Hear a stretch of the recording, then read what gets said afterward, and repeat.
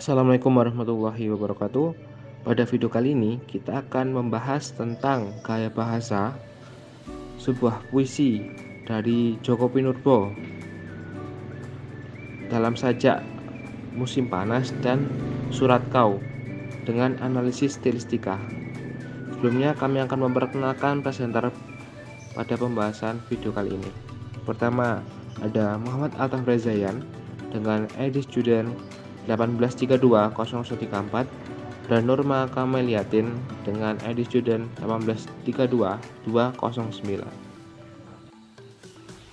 Oke, pada video kali ini kita akan mengambil salah satu jurnal yang berjudul Gaya Bahasa Djoko Pinurbo dalam sajak Musim Panas dan Surat Kau dengan author Faradila Nurbaiti dan publikasi Alayastra. Oke, pada slide kali ini kita akan bahas tentang summary jurnal. Salah satu faktor kenapa peneliti tertarik dengan kedua jenis puisi ini yang dikaji dalam jurnalnya karena memiliki rentang waktu yang jauh. Pertama, puisi Musim Panas yang terbit tahun 1985 dengan puisi Surat Kau yang terbit tahun 2013. Dalam karya jurnal ini yang dianalisis adalah gaya bunyi, gaya kata, dan gaya kalimat dengan menerapkan teori stilistika. Oke, pada slide pembahasan kali ini kita akan membahas berdasarkan aspek dalam jurnal. Yang pertama tentang gaya bunyi, gaya kata maupun gaya kalimat.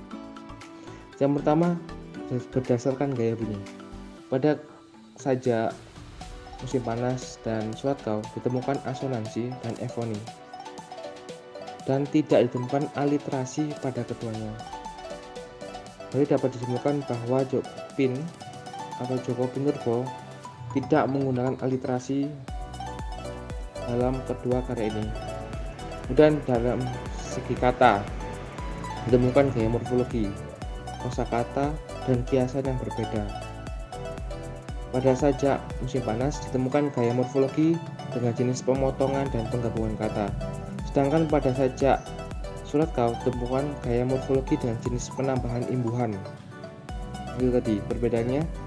Kalau yang di Musim Panas ada gaya morfologi dengan jenis pemotongan dan penggabungan kata, sedangkan dalam gaya morfologinya Surat Kau terdapat jenis penambahan imbuhan. Dan dalam gaya kosakata sajak Musim Panas menggunakan kosakata sehari-hari, sedangkan pada Surat Kau ditemukan kosakata berupa kosakata bahasa daerah. Dalam segi kosakata Musim Panas menggunakan bahasa sehari-hari, sedangkan Surat Kau menggunakan bahasa daerah. Dalam segi gaya dalam Musim Panas sajak Musim Panas ditemukan hiasan personifikasi dan metafora, sedangkan pada sajak Surat Kau hanya ditemukan metafora. Keduanya mengandung diksi yang puitis, ini menunjukkan bahwa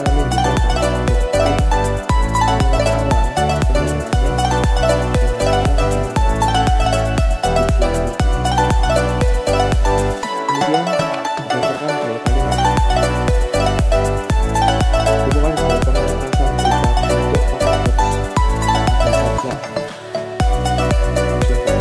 sedangkan pada sajak Surat Kau menggunakan gaya repetisi berupa anafora. Hal itu menunjukkan bahwa Djoko menggunakan gaya pengontrasan pada sajak-sajaknya.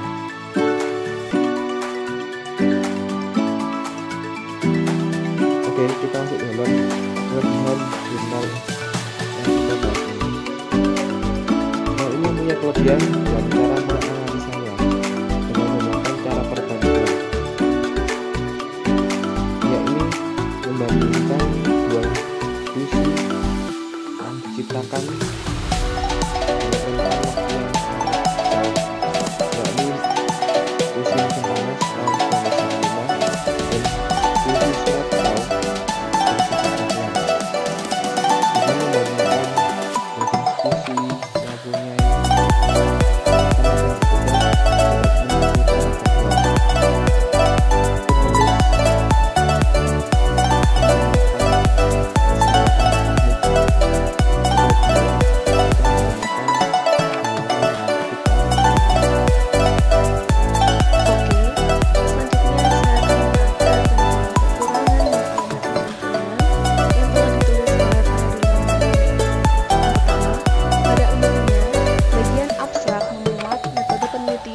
digunakan.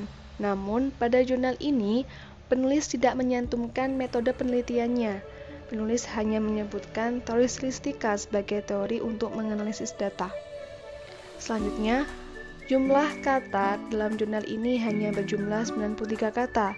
Seharusnya penulis menuliskan sebanyak 100 sampai 150 kata. Yang ketiga, jika dilihat dari kerapian tulisan, penulisan dalam jurnal ini kurang rapi karena ada beberapa awalan paragraf yang tidak ditulis menjorok ke dalam. Hal ini terjadi pada beberapa baris pertama paragraf baru, yaitu pada bagian paragraf pertama pada bab pendahuluan, sub-sub gaya kata, sub-sub gaya kalimat, dan simpulan. Oleh karena itu, seharusnya penulis membuat setiap baris pertama paragraf baru menjorok ke dalam. Selanjutnya, dalam jurnal ini disebutkan bahwa metode penelitian yang digunakan dalam jurnal ini adalah metode deskriptif kualitatif, tetapi peneliti tidak menjelaskan lebih lanjut mengenai metode ini.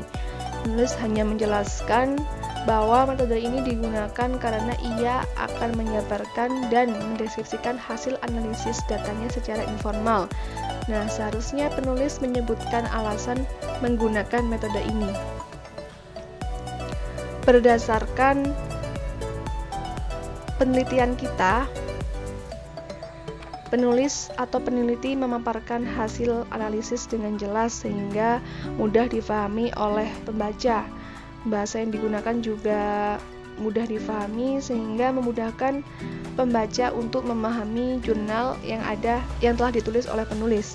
Dengan adanya penelitian ini, kita dapat mengetahui perkembangan model atau gaya kepenulisan yang digunakan dalam dunia sastra dari waktu ke waktu, sehingga kita dapat mengetahui perkembangan atau update kepenulisan kesusastraan dari waktu ke waktu. Berikut adalah referensi yang kita gunakan untuk membandingkan jurnal ini dengan jurnal yang lainnya. Sekian video dari kami. Terima kasih telah menonton. Assalamualaikum warahmatullahi wabarakatuh.